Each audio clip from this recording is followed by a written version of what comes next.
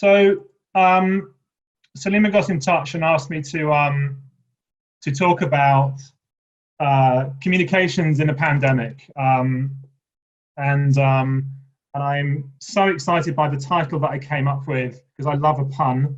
So that was reason enough to do it, and it's really exciting to do this, and looking forward to a good discussion. The sort of background of this for me is a bit of experience that Salima just referred to. I worked on Ebola in Liberia. I had lived in Liberia before, and I came back to work on Ebola, and I was focused on behavior change communications during that epidemic. I worked in the office between the office of the president, Ellen Johnson Sirleaf, who you can see at the top, and I also worked in the National Ebola HQ, which was run by Talbot Nyanzwa, who you can see at the bottom there. And on the right is one of the kind of graphics and kind of slogans that came out of the communications work that we did. So that was a reference point. Lots of the stuff that we experienced and learned in that time became super relevant again in 2020. No need to explain what's happened in 2020, remind anyone what's happened in 2020.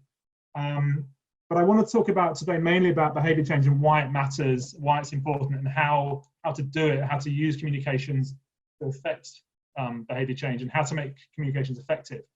So first of all, why does it matter? Well, some of you might be familiar with the late Swedish statistician Hans Rosling, who was in Liberia at the time. He was working in the Ebola HQ with the Liberian data team.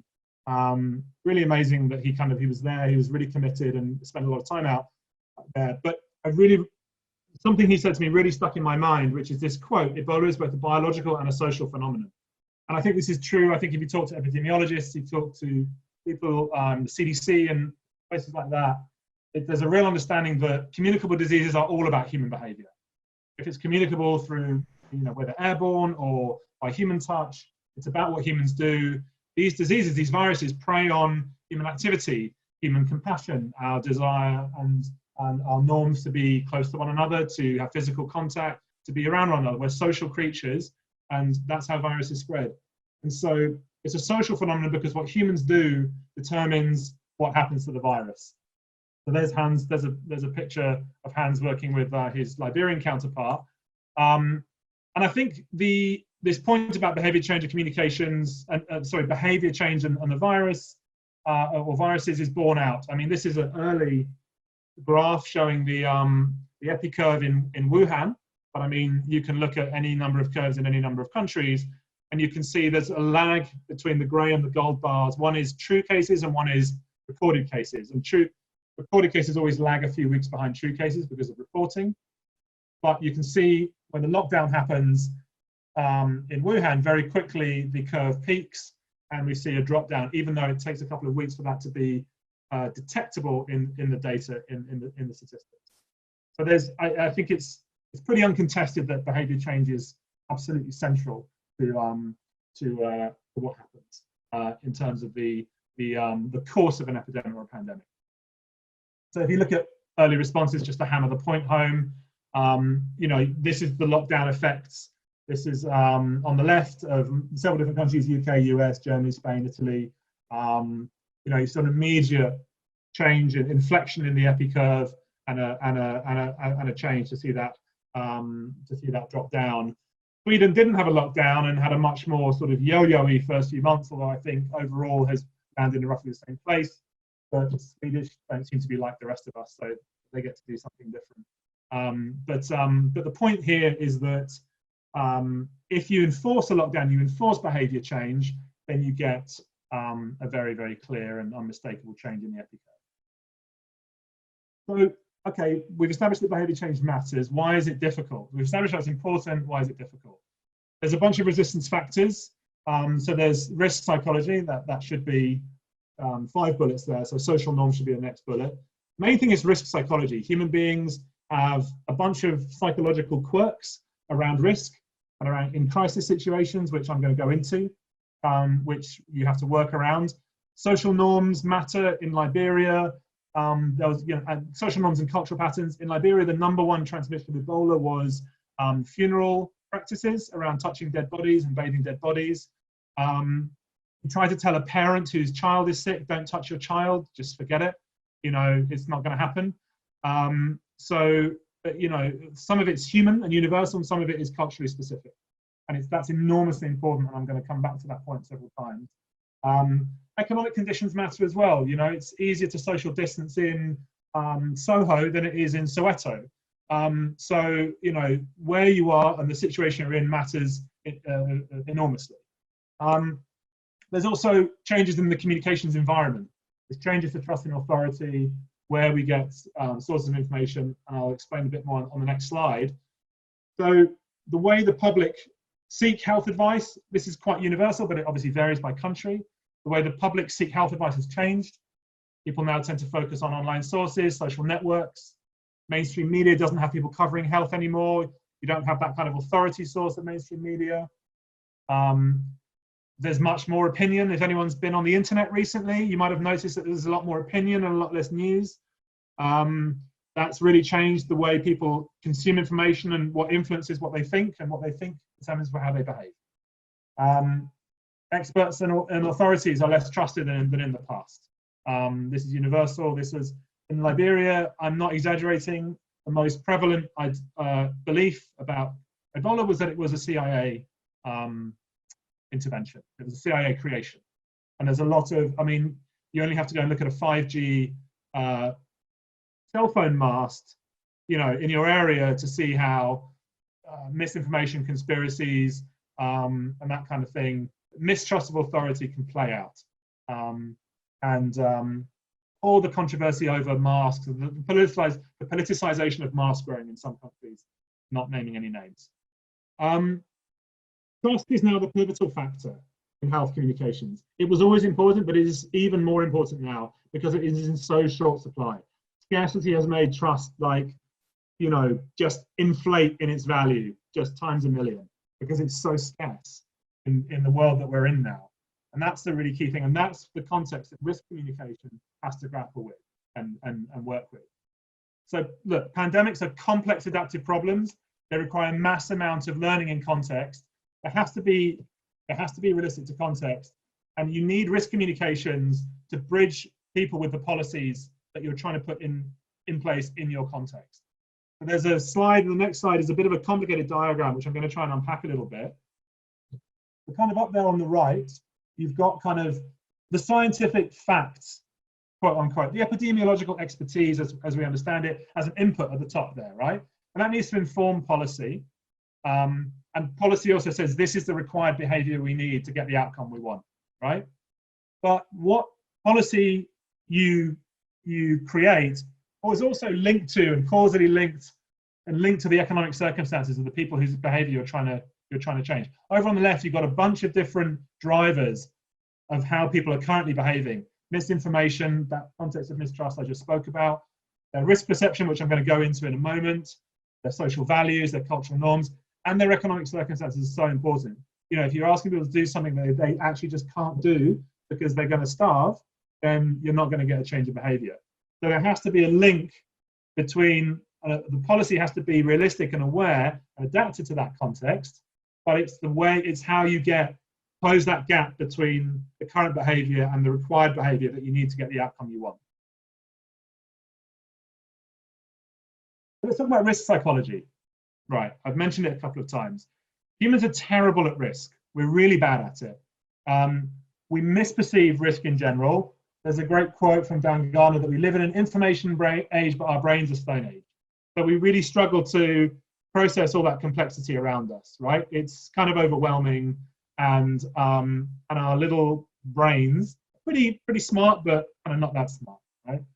And another quote from a guy called Peter Sandman observed that the risks that actually kill people and the risks that really upset people are completely different, right? People get like super upset about certain things. There's like other stuff kills you way more, like shark attacks versus road traffic accidents. And this is true. This is statistically true, right? He did research to kind of show this. And so this kind of outrage, the feeling that people, you know, the risk that upsets people is the risk that people change their behavior to avoid. They don't go swimming when they're in Australia. I would never go anywhere near the sea if I'm in Australia, forget it, because I'm not going to get attacked by a shark, but I think I am, right? Whereas, and that one upsets me. So those are the ones that change your behavior. So just keep that in mind. What gets people upset and what's that about? That's about emotion. So I'm gonna just hold that thought as we go through. We're also all subject to cognitive biases, which massively cause us to overestimate or underestimate the likelihood of all sorts of events. Kind of, you know, related to the previous point. So that's the kind of backdrop of risk psychology. There's a few more specific things about risk psychology, particularly related to crisis situations. In a crisis situation, amazing guy called Vince Cavello did a load of research that, so AGL is your average grade level. It's a kind of measure of like people's like cognitive functioning. And he did a load of research that showed that in a crisis situation, people's average grade level drops four levels in a situation of stress. So we get slower. We kind of get dumber in crisis situations. That's a human thing, right? 1n equals 3p. One negative message, the science, the kind of, you know, the literature and the studies, one negative message roughly weighs about 3 positive messages, right? But people remember negative stuff way more than they remember positive stuff. It's just a bias that we have. Probably some good reason for it, some heuristic kind of logic, but it's, so you're swimming against the tide when you're trying to manage and get messaging out. If you're a government or a policymaker or a leader, you're already walking uphill, because for every 1 negative message, it's 3 positive messages. Primacy recency is another phenomenon observed in the kind of trials and the studies. So people remember the first thing you say and the last thing you say. They have no idea. So we're roughly in the middle of the PowerPoint now. You're going to forget everything I'm saying at this point. You remember the first thing and the last thing. But that when you're doing brief messaging, I'm joking. This is sort of stuff that applies in time of stress, right? But that's what this is. You know, this is a very, very well-established, well-observed phenomenon of this primacy recency, and this equation, which I love, which is kind of the perception of risk is the actual risk plus emotion, some kind of just emotional quotient, some kind of emotional, you know, factor, and that's quite actually subjective to different people. It depends on who they are, where they live, you know, which bubble of Facebook they inhabit, or kind of who they follow on Twitter. You know, if you think about how kind of balkanized society is now in terms of different views, you start to see how if emotion matters this much, you have a serious problem when you're trying to kind of get people to change their behavior and kind of all get on the same page. So that's very universal risk psychology. A great bit of work that Vince Cavello did was he showed that in high stress situations, what are the things that people pay attention to? First of all, they make up their mind in about 10 to 30 seconds. In terms of if you're talking to them and they're stressed, they'll make up their mind about you in 10 to 30 seconds, right? This is how much of it is how much they're judging your competence and your expertise. Like, what is that? 6? This is how much they're looking at your honesty and openness. That's how much they're listening for your caring, your empathy, your compassion. Does this person care about me and my situation, right? And that's like, whatever, the rest. So that's really striking. Now compare that to a low stress situation. It's like 70%, yeah, 80% competence, expertise. So the problem that we have all the time, the mistake that leaders make and policymakers make, is they do the right-hand side of communication, talking to people who are super stressed, upset, riddled with cognitive biases, just you know, ready to jump out of the window, and it completely misses, right? It doesn't land because we're doing the right hand, low stress, ordinary kind of comms, but we're talking to people who are on the right hand side. So risk communication takes all these things into account. It looks for ways to generate consent and understanding and behavior change. And it's based on this kind of science, this understanding of how people think and how people behave. It's recognizing the centrality of trust and emotion. It's evidence-based, and it's looking at what's effective in a crisis situation. the height when stress levels are elevated. So, okay, what are some of the things that work? There's the famous 3-9-27. So you've got basically, for people's attention span in high stress, you've got time for 3 messages, about 9 words, and about 27 letters. It's not a lot. That's what you've got time for before people switch off. What Vince Cavello has shown to work is the I don't know template, which is when people ask something, if you're a leader, you don't have the answer to, you have to be willing to say, I do not know the answer to that because of this reason. However, this is what we're going to do to get that information, and this is our plan. It's very effective to be honest and straightforward, say, I do not know the answer, don't pretend you know, but say, and explain to provide that reassurance. Compassion, conviction, optimism. This is a kind of, mnemonic that has been found to be really effective in dealing with environmental disasters, different crises. First of all, you show compassion, because remember that pie chart, fully half of it is all about people. Are you connecting with people emotionally? Then you've got to say, however, we are going to do the following with conviction, and if we adhere to that, it is going to address and solve this problem. Now, all of you would have heard instances of this being done well and being done badly in the past year, and we'll look at a couple of examples of that. Also, if you want to get into the kind of technical skills, there's a methodology called message mapping, which I'm not going to go into in detail here, but you can look it up if you're interested in this, or if you work in communications, or there's a methodological message mapping where you map out the kind of structure and you use these techniques and these kind of insights from psychology and so on to kind of address that. But it's not just about how well you construct the message and are you within 27 letters. There's a lot more to it than that. It's also about clarity and regularity. So that kind of combination of giving information, empathy, but also hope and optimism. And we're going to talk about the importance of who's actually talking, the medium. So harking back to Ebola, what West Africa learns, and we can talk about what we've learned this year as well. I mean, behavior change is partly driven by what people see. If like someone gets sick and dies, then you change your behavior, right? Or if someone their relative gets sick and dies or gets COVID. Partly, I mean, this was a Hans Rosling quote. It's a sort of rather somber, sobering quote, but death is a powerful teacher. But in West Africa, we learned a lot about risk communications, and I think that some of that learning was apparent this year, but some of it was not. And it depends really, there's enormous variation this year. In West Africa, we simplified everything down to a very simple 1-page message map from 70 pages into 1 page. We simplified the message, we put it in vernacular language. We went and engaged with different local communities and understood what the concerns were and what the challenges around funeral rights, for example, taking those social and cultural norms into account, connected to the values, and most importantly, using and delivering the message through existing networks of trust. So remember the communications environment that we're in. People don't want to listen to a national leader behind a podium, but they do listen to their community leader in Liberia. In other parts of the world, they might listen to someone else. You've got to look at, in a context-specific way, who are people listening to, who do they trust? Mainly, actually, people in the developed world, OECD countries, listen to their peers and their kind of immediate network more than anything else. And social media is a kind of an extension of that. Some people, depending on their generation, might turn on the Prime Minister or the Queen. Not everyone has a Queen. Sorry, I have one. Different people take authority from different places. But that trust infrastructure, whatever that looks like in your context, you have to use that trust infrastructure. You can't bypass it because this is emotional and people don't trust anyone anymore. Trust is so scarce. So I'm going to take UK examples. A lot of messaging started badly with COVID.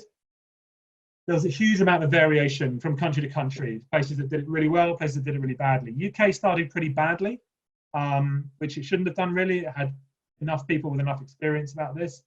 So some people got better, some didn't. I think I've missed out I've removed, there's something that's not coming up there. So I think something seems to have dropped off there. But the early days of COVID in Britain was I mean, it was a model for about a month. Then they came up with a good slogan, which was stay home, save lives, protect the NHS. If you know anything about the UK, you know that the NHS is this kind of revered institution of the National Health Service. And so that's a nice, concise, it uses 3 parts, kind of roughly sticks to the 3927 rule, it's good. Then they got confused a couple of months later and did a really weird one, which was stay alert, control the virus, save lives. I mean, no one really knew what stay alert means. What do I do to control the virus? So everyone got confused again. And the messaging got muddled, and we'll look at an example of that in a second. And now they've come back to something even simpler, which is hands, face, space, which is not terrible.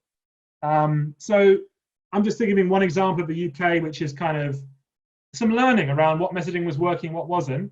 And you probably are from all over the world, and you will have seen examples of good messaging, bad messaging, that is not concise, is not clear, not giving people information about what they're being asked to do. Coming back to this point about what actually motivates people to change their behavior and who do they listen to, there is my beloved Prime Minister on the left there, Boris Johnson, who gave a sort of daily briefing. I think a lot of people didn't really pay attention or listen to that. And actually, in the initial stages in March, no one was really changing their behavior. No one was taking this seriously, because they weren't hearing these messages from people that they care about. But I do want to play, I think Katia is going to play 30 seconds from a video on the right, just a short snippet of it, because this was a really effective example of what did motivate British people, the kind of thing that did motivate people to change their behavior. So I'm going to stop sharing, Katia, so you can just play that for 30 seconds. I'm Nick, and we are the Belfast Respiratory Team. We are now in the greatest medical crisis of our lifetime. Stay at home. I'm Angela, one of the respiratory consultants. This is the crucial time. This is not a rehearsal. You will only have one chance at this. Stay at home. I'm Claire. I'm a respiratory nurse. You can play your part to enable us to play ours. Please stay at home.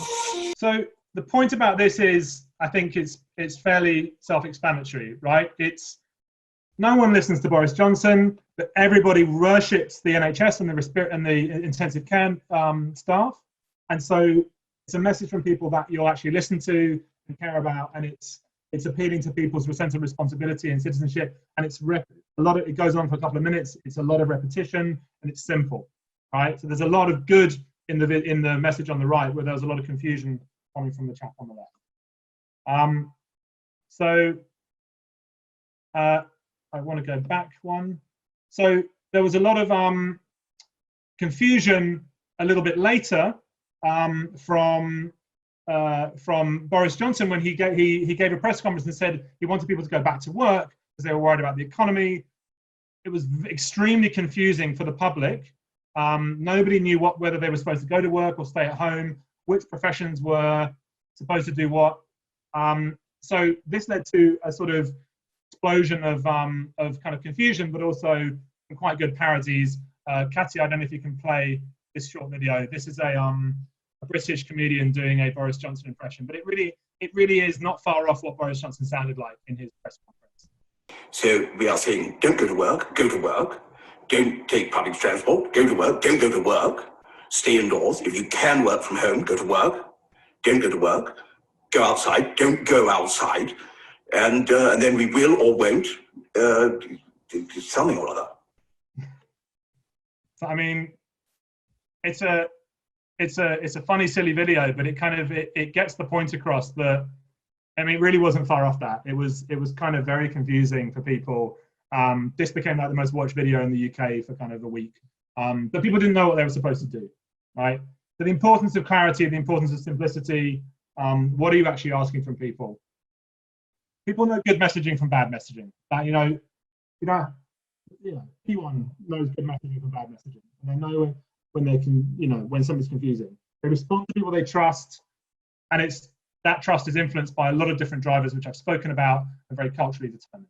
I mean, that's simple lessons. Oh yeah, here we are. Here are my 3 UK messages. Stay home, save lives, at the NHS.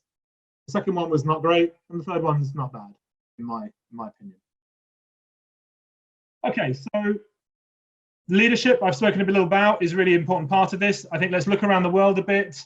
There are people who've done this really, really badly. I think anyone can quite easily think of a couple of leaders who've done this spectacularly badly, very unclear, very inconsistent. But there are some people who've been very good. So the Premier of Singapore, Prime Minister, he's excellent, and he's been very clear, very calm, composed in his communications. His body language is very culturally appropriate. It's balancing emotion and factual. It's simple messaging.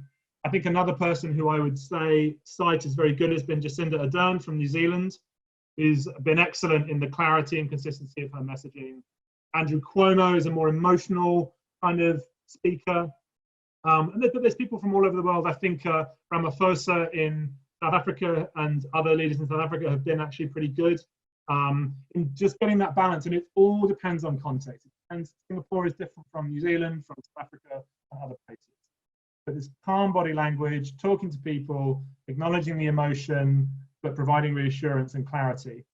So emotion is crucial. Target the values rather than the science. Mobilize people. So good leadership is about get people delivering the message who the public trusts and listen to.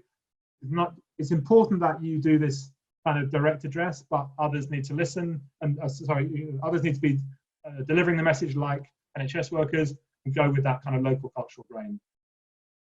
Just a word about lots of other parts of the world in different contexts. Lots of the stuff I'm talking about, most of what I've talked about is pretty applicable in any country. I would say a lot of these things are human traits. I've emphasized cultural specificity a lot. I think some of the communications environment stuff I talked about might apply a bit more to kind of high-income countries, but in low and middle-income countries, trust may be low, but you might have stronger existing networks. Community networks, community leadership. People, in some ways, there's people still there in the community who people listen to, whether that's through church or kind of other religious structures that exist. Some challenges are harder. Coordination is harder. The key thing is that you still need consent for any mass measures that you're trying to bring in. You still need people to agree and go along with what you're doing. You can't forcibly lock down a country. And in every lockdown that happened around the world, it was still needed. Even the lockdown in Wuhan, it needed consent. It had the overwhelming consent of the public, even though it looks kind of enforced. Yes, it was strict, but it had consent on a fundamental level. So last few slides now. When we looked at COVID, when we were back in sort of April, this is what it was meant to look like, right? You'd have this kind of rapid response, you have this overload period, then you'd have this kind of exit and this kind of recover and reform kind of process, right? That you'd have this spike, and then it would gradually, we'd kind of hammer the curve through lockdowns, behavior change, and so on. And the messaging needs to adapt as you go along. So emergency behavior change, then it's about adherence, then it's about new behaviors and new norms. What it actually looks like is kind of something more like this, which is extremely problematic, and that's what we're seeing in a lot of countries at the moment. And there are reasons for that. And the most powerful reason for that is people's behavior is lapsing, it's going back, right? Yes, it's partly driven, these second waves are partly driven by a return to economic activity. We couldn't maintain the sort of restrictions of March, April, May for indefinitely. So we had to return to economic activity in the hope that we can do so with new norms and new behaviours. But this yo-yoing that we're seeing in a lot of countries, these multiple ways, is, I think, primarily driven by behaviour. Whether people are really adapting to a new norm and really in a sustained way, changing their behaviour, whether that's distancing, mask wearing, the things that the epidemiology thinks is going to have the biggest impact. It's really important to note that there's a lot of uncertainty about what measures and interventions are going to have the most impact. Nothing was known about COVID before it arrived. It was a massive learning exercise. People knew a lot about Ebola already when 2014 happened. No one knew anything about COVID, so there's a huge amount of learning that has to happen. Message fatigue is a really well documented aspect of this field, right? People just get tired, and they kind of get, oh, I've heard that. At first, it's kind of a little bit exciting, it's a little bit new, a little bit of novelty. Oh, we're all at home, this is fun. I can make sourdough or take up, Italian, and or in other parts of the world, it was impossible for people to kind of make that lifestyle change or kind of not go out. But wherever they are, in whatever part of the world, message fatigue is a human trait. So it's very difficult to counter that, actually. Also, messages just lose effectiveness over time. Even if the people aren't sick of hearing it, it just doesn't really kind of land in the same way. So what countries are going to need to do now is to reset their risk communications. It needs a kind of like a reboot, because if you keep going with the same kind of tired stuff, people say, okay, I've heard that. They sort of, your kind of ears get closed. I've heard that before, and actually, the dangers will get stuck in that kind of yo-yoing situation, because it's sort of lurching in and out of lockdown, which is going to obviously be extremely detrimental to all kinds of things, not just economies, but all sorts of vulnerable groups, and people's mental health and all the other things that have been so impacted in this past year. So I'm going to sum up. I've almost stuck exactly to the half hour. Controlling something like COVID or Ebola is all about human behavior. All of these policies, all of these measures, it's all about changing human behavior so the virus cannot just jump from one person to another, right? We have to change our behavior. We have to change, we've all had to do that this year. Like, everybody on the planet has something in common this year. We all had to change our behavior this year, right? But how much, and whether they, different people have different views on how much is necessary or whether they should do it. It's driven by, just to recap, it's driven by lots and lots of different factors, but communications absolutely can influence behavior if it's done well, adhering to the kinds of science-based and evidence-based techniques and methods which I've talked about in this presentation. There is a science of risk communication and an art, and it works. It actually works. I mean, we've seen it work this year. Yes, other things change people's behavior, but if you go with the grain of what people are doing and you draw their attention to the right things and they hear it from people they trust, then it works. So that cultural sensitivity and context is absolutely essential. The messaging in Uganda has to be completely different from the messaging, not completely different, but framed and delivered in a different way from the messaging in